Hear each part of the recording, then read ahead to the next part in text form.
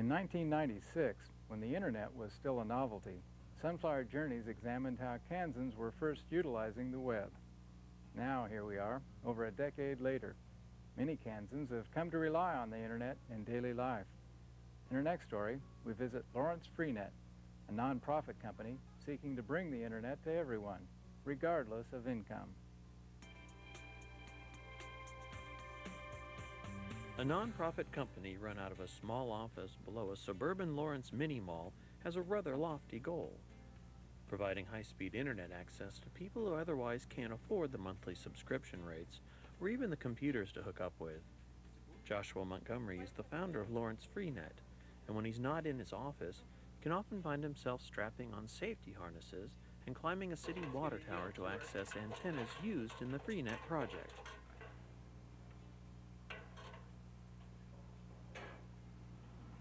We're at the Stratford Water Tower at 18th and Stratford in Lawrence, Kansas. We're at one of the highest points in the state of Kansas right now. We're 150 feet off the ground. There's currently, I think, 14 antennas up on this tower that belong to us. We've been up all of the city's water towers, the four water towers in the city, and we go up them once every week or 2 weeks as we've been building out our installation. Water towers or other tall structures can be thought of as vertical real estate, high points, in this case owned by a city municipality, that can hold antennas for both city use, commercial use, and in this case nonprofit access to a city right-of-way.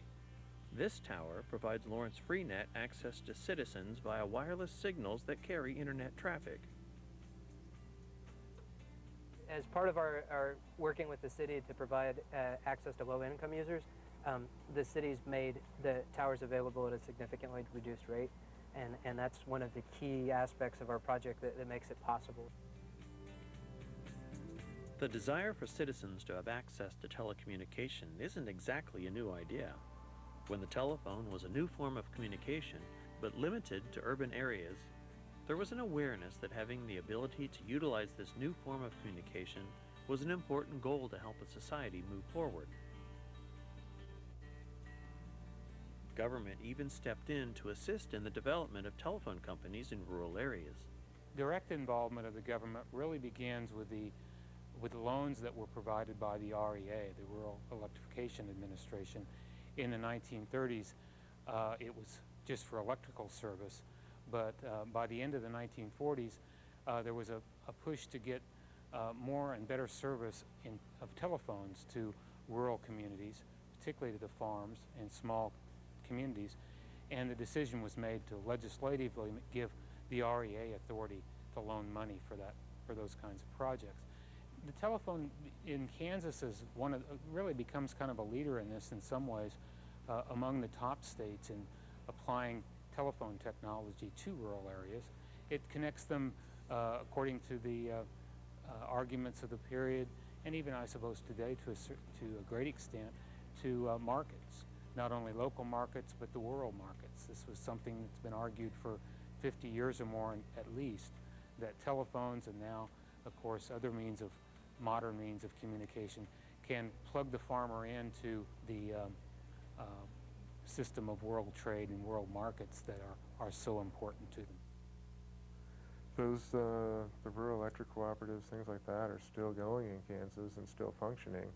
I think the biggest difference is the way people view internet access right now. I think the internet's still viewed as a luxury by a lot of people, so they see it as something that should be provided by private industry and not something that's done by a cooperative or by the city government, things like that. The internet is probably the most innovative tool invented in the 20th century.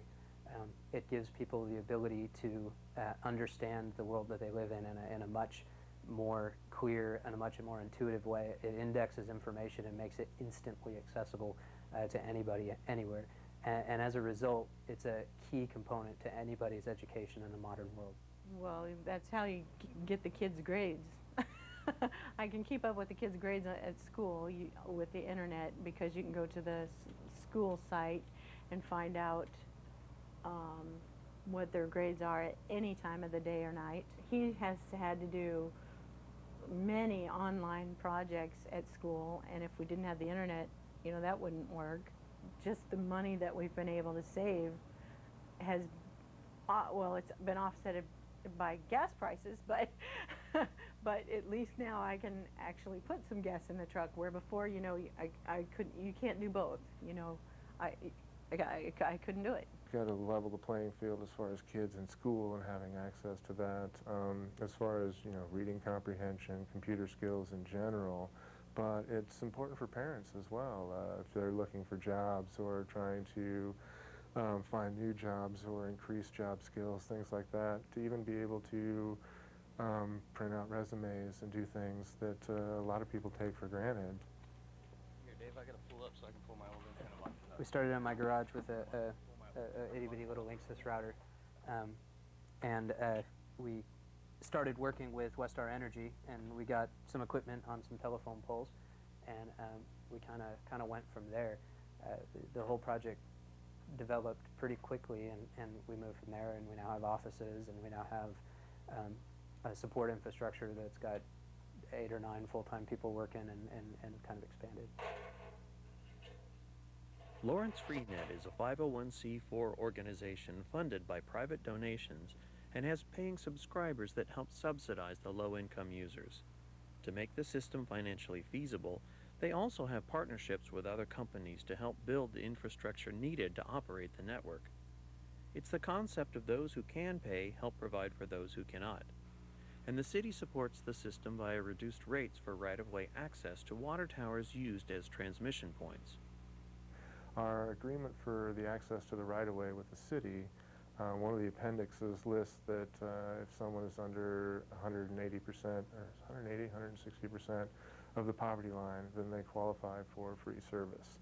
So that way the city guarantees they're getting something for providing us access to the right-of-way. Volunteers interested in the project help refurbish computers donated to Freenet that are in turn donated to families that don't have one. There's been a lot of interest from the community. We've had a lot of people sign up that really believe in the concept, and people can feel good paying their bills every month knowing that they're helping to support a community in which everybody has equal access to information. And then we want to take the model that we've built here in Lawrence and expand it out into other communities. So we're actively seeking other cities in Kansas that would be interested in having an organization like ours come in and install a citywide Wi-Fi network without infringing on the taxpayers, without any taxpayer money. We're trying to find a model where it doesn't cost a lot of public money, but still serves the purpose of getting access to people that can't afford it.